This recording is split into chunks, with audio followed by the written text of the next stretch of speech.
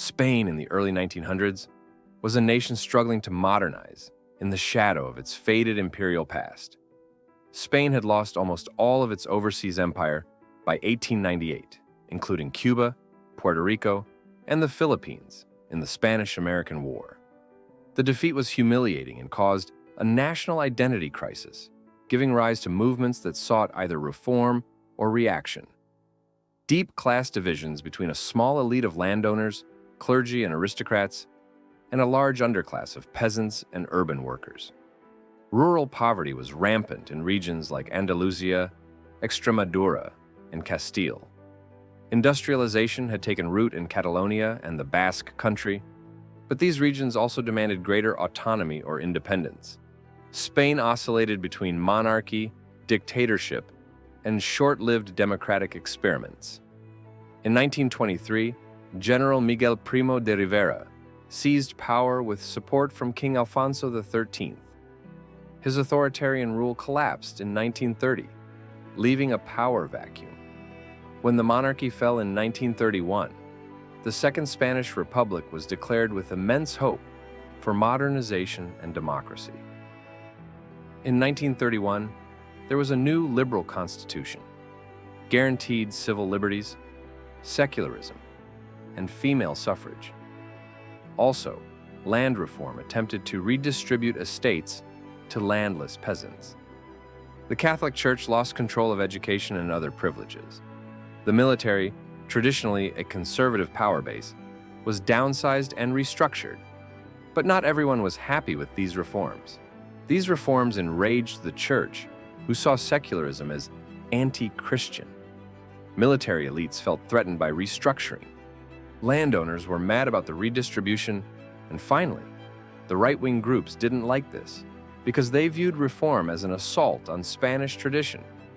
In the elections of 1933, the right-wing CEDA won and reversed many of the reforms we just talked about.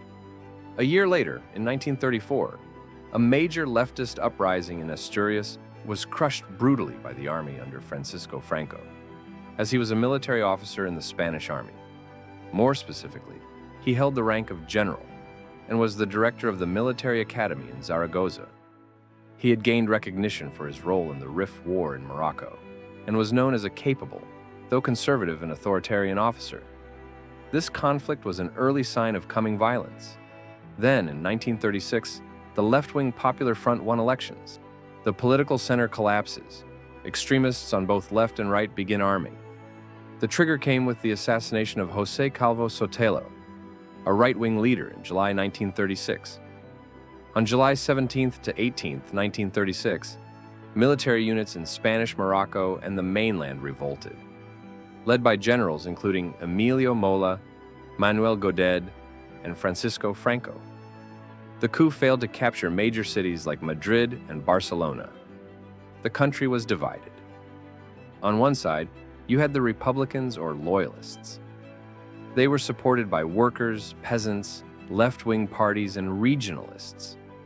On the other side, you had the Nationalists, the rebels. They were supported by monarchists, fascists, conservatives, and the Catholic Church. The Spanish Civil War quickly became a global ideological battleground, and so the support of other countries came. The fascist support for the nationalists came from Nazi Germany, Fascist Italy, and Portugal.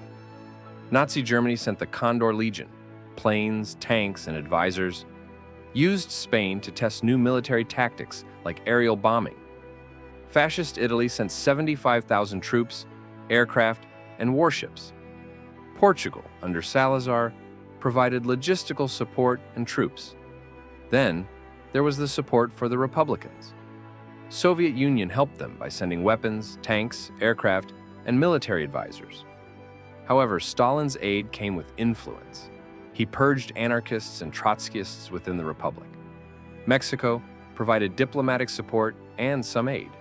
And then there were the international brigades, over 35,000 volunteers from around the world, including the Abraham Lincoln Brigade from the USA, the British Battalion, and fighters from France, Germany, Italy, Poland, Ireland, and more. There were also countries who enforced a non-intervention agreement in fear of a wider European war. These countries were France and Britain, except for the volunteers who were already in Spain, of course. In practice, this isolated the Republic, while the nationalists received steady fascist support. It is still 1936, but we now arrive at the breaking point of the war, literally, the moment that the Civil War breaks out. Initial fighting in Madrid, Barcelona, and Seville. Franco flew from the Canaries to Morocco, and then airlifted the Army of Africa, Spain's best troops across the Strait of Gibraltar, with German help. Nationalists captured much of western and southern Spain. In 1937, there were some important moments. The Battle of Madrid. Republicans held the capital despite siege and bombardment. In April, the Guernica bombing, aerial bombing of civilians by German planes, shocked the world. Pablo Picasso's painting captured the horror. Nationalists took the Basque Country and northern industrial regions. By the time we arrive in 1938, the Republic is weakened. At the Battle of the Ebro, a desperate Republican offensive fails. Tens of thousands die. It marks a turning point. The Republic is now on the defensive. Soviet aid declines as Stalin focuses on Eastern Europe and purges his military. Republican unity collapses under infighting between communists, socialists, anarchists, and POUM, Trotskyists. In 1939, Franco won his final victory. In January, Barcelona falls. A few months later, in March, Madrid is taken. Because of these two big cities being lost, the Republican government flees into exile. On April 1, 1939, Franco declares victory. The war is over. The aftermath of the Civil War, Spain became a fascist-style dictatorship. Political parties were banned except the Falange, because this was Franco's party. Tens of thousands of Republicans were executed, imprisoned, or sent to labor camps. To this day, there are still mass graves being uncovered of this sad moment in history. Women's rights were reversed. The Catholic Church regained power. Spain was neutral in World War II, but sympathetic to the Axis. Those who were able to escape Spain, around 500,000 of them, fled into exile, many to France, Mexico, and Latin America. Thousands ended up in Nazi concentration camps after France fell in 1940. Franco ruled until his death in 1975. Spain transitioned peacefully to a constitutional monarchy under King Juan Carlos. A new democratic constitution was adopted in 1978. Spain passed a historical memory law to investigate civil war crimes and remove Francoist symbols. Franco's remains were exhumed from the Valley of the Fallen in 2019.